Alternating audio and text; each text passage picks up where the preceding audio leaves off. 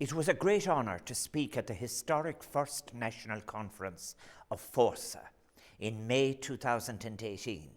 I welcome the invitation to speak to you again in 2020 in the midst of a pandemic to which your response has been one of solidarity and generosity. So may I thank Anne McGee and Kevin Callinan, Fórsa President and General Secretary, for the invitation to address you today at your annual conference. Delegates from over 250 Fórsa branches, along with members of your National Executive Committee. Fórsa represents such a great achievement. The establishment of Fórsa represented the conclusion of much dedicated labour, negotiation and necessary compromise to create from three unions what is a stronger and larger union, the second largest in the country. That this was done in a spirit of solidarity and comradeship towards a common purpose laid a great foundation for the future, a result we are experiencing, and not only within the union, but in Irish society. Fórsa is, of course, part of the long and proud tradition that the Irish labour movement constitutes, a movement that has endured relentless struggles to secure human rights in often epic, hard-fought battles, a movement inextricably interlinked in our nation's struggle for independence, or in giving a lead in opposition to the waste of human life that is war. Too rarely it is asked, to what level would society have fallen without such a movement that secures and protects the irreducible right to dignity in the workplace and in society? Now unions and union members must have a new role as the best source of new forms of socially just, sustainable, ecologically responsible forms of economy and society. I wish to acknowledge all Fórsa staff and its more than 80,000 members for their contributions during the COVID-19 pandemic, both as public servants and as active and caring union representatives. Fórsa members work in diverse professions, occupations, grades, and work settings, and their employment-related experience of the public health crisis has varied accordingly, with many thousands continuing to attend workplaces to maintain essential services such as health and social care professionals, staff in social protection and other civil service departments, local authority workers, and staff in telecoms and postal services.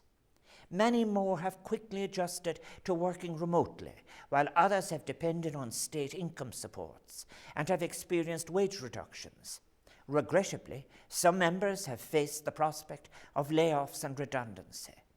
Your conference is taking place as we continue to face the challenge of dealing with a pandemic that is having such devastating personal, social, and economic consequences. However, out of such a crisis, we are presented with perhaps a once-in-a-generation opportunity to do things better, to embrace and bring to fruition a new paradigm of existence with each other in relation to work and living, and with the world itself, a renewed and healthier connection of society, economy, and ecology. The pandemic provides an opportunity to rethink the connections between climate neutrality, a sustainable economy, social welfare, and labour itself. Trade unions giving leadership in breaking new ground is not new. When I list these challenges, and of ones previously in our history, I think of what insignificant attention has been given to the trade union movement's contribution in giving leadership in urgent and democratic change. The movement has always produced brave, heroic women and men, such as Jamie Hope, a Presbyterian from County Antrim, who organised the Protestant workers of the Liberties in 18th century Dublin to combine their efforts not only in defence of the dignity of labour, but to demand a non-sectarian, egalitarian republic. Helena Maloney, actress veteran of 1916, and suffragette, who was elected the president of the Irish Trade Union Congress in 1937. James Connolly, whose thoughts and actions still inspire and guide millions today, and not forgetting in our own time, Mary Manning and her comrades, who took a stand against apartheid when so many others were averting their gaze. I welcome the fact that at your conference this year, you are addressing the theme of work in the context of COVID-19. The pandemic has forced a return to fundamental questions which we as a society ignore at our peril. What are the essential tasks and needs of a society as we live together? How did it come to be that so little value was placed on essential work and the contribution of essential workers? The consequences of privileging those remunerated in a financialized global economy over those who worked in the provision of universal basic services, or indeed in what must be accepted as the real economy, have been laid bare in the regressive outcomes since 2008 in particular. The task now at hand is to create a society that is more equal, one in which all work is valued and all jobs are decent, fulfilling and secure, together with adequate social protection. This task is far from an easy undertaking, given current geopolitics and the recent, if now thankfully fading, fixation with a neoliberalism that was not open to critique in terms of assumptions, practices, or consequences. So much is possible and can be made possible now. The COVID-19 pandemic has proven irrefutably how the paradigm in which our economies have operated for 4 decades has forced a shrinking of the space of the state, undervalued frontline workers and those providing essential services across the economy. From this demonstrably failed, disconnected model of economy, we must liberate ourselves, replace it by making a new balance between economy, ecology, society, and culture. We are all responsible for what we know and choose to ignore, from which we avert our gaze. How hugely regrettable it would be, what a lost opportunity, if through some form of evasion or moral cowardice, we as a society were to continue to disregard the efforts of these women and men, our essential workers, that having paid them fitting tribute for putting themselves and their families at risk for us all, we were to settle for reverting to where we were before the crisis. Tragically, instead of recognizing the inequities of current systems, some governments and employers across the globe have used the crisis in an insidious and opportunistic way to restrict further the rights of working people through limiting collective bargaining, disrupting the right to strike, excluding workers from participation in the economy through their unions, and impeding even the registration of unions as part of civil society. The pandemic has clearly shown, too, how highly mobile workers who frequently move within or in and out of the European Union are irreplaceable during a public health crisis. Yet they often remain the least protected. We continue to witness increases in precarious employment, contract working, and an ongoing casualization of labor, with new and emerging trends and work practices that are often deemed innovations, insofar as they provide new means to maximize profits for employers, but in their practical delivery reveal the ongoing erosion of employees' hard-won labor rights. The trend towards digitalization continues, and while such a trend need not be wholly negative if offered within a social economic model, we see how online work as often are not covered by the most basic employment law or collective agreements, all rationalized in the name of efficiency, flexibility, productivity. Our new circumstances require that the spirit of solidarity be deepened and extended further and further to encompass not only those who labor and work, whether in new conditions or old, but also those who are excluded and left out. As public and civil servants, and as workers in strategic sectors of the economy, you are at the very center of some of the great challenges we face, such as mitigating climate change, welcoming and managing migration, and ensuring sustainable development.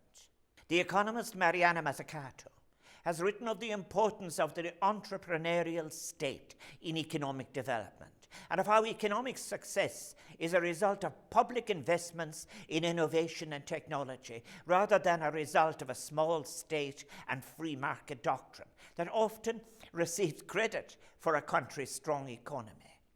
Working for the state is working for the public world, not just for now, but for future generations. As we confront these challenges, we will require a more activist and a more democratic state, one that can plan, coordinate, manage, and intervene when necessary in an open and transparent manner, placing the needs and welfare of its citizens at its very heart. Competence in decision-making at macro and micro level of economy and society, the fullest forms of participation, must be achieved by a movement for economic literacy of a new kind that will empower every worker. To conclude, may I suggest that the COVID-19 pandemic can be best viewed as giving us a means for us all to rediscover the significance of the social, recover or discover the experience of life beyond an immiserating individualism, to make society more just and inclusive. Our multiple, interlinked economic, social, and democratic contemporary crises, manifesting on the European street as lost social cohesion, show that we need a new concept to value social life and reduce the influence of the hegemony of a marketized economic discourse. Sociology and economics need to be recovered as to their moral purpose. Both must be enabled to become again moral and political social sciences, such as Polanyi saw, and provide sources of resonance in our new paradigm of existence to fix our broken relationship with the world, to paraphrase Professor Hartmut Rosa. Fórsa, as a public sector trade union, has a crucial role to play in ensuring that government's labour policies are adequate, forward-looking, inclusive, evidence-based, ethical and equitable in helping to bring about a vision of a fairer society and economy.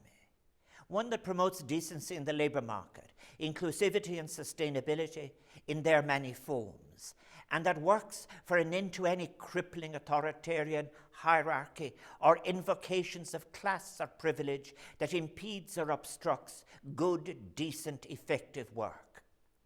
You and your 80,000 members are well positioned to play a transformative role in tackling the adverse trends to which I have referred, by exposing and preventing such evidently inequitable practices that are pervasive in too many of the sectors in which essential workers continued to perform their duties during the recent crisis, and thus enable society to continue to function at some basic level.